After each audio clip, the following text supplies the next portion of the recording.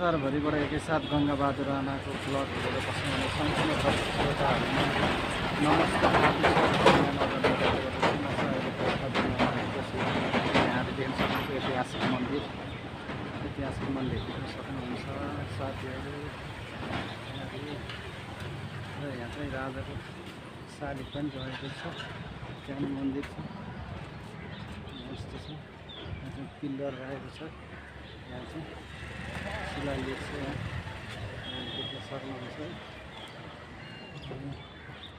यहाँ रहेको छ मन्दिर, यहाँ रहेको छ रानी पोखरी, यहाँले देख्न सक्नुहुन्छ। रहेको छ रानी पोखरी, रानी पोखरी मन्दिर देख्न सक्नुहुन्छ।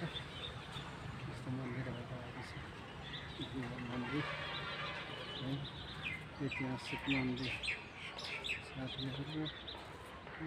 यस्तो छ, त्यहाँ राजाको पृथ्वीनारायण शाहको शालिग रहेको छ, देख्न सक्नुहुन्छ।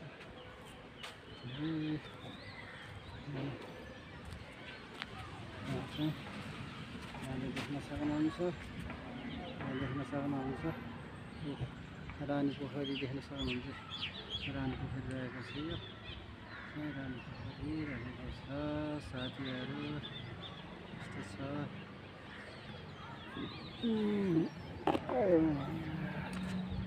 छ साथीहरू, ऐतिहासिक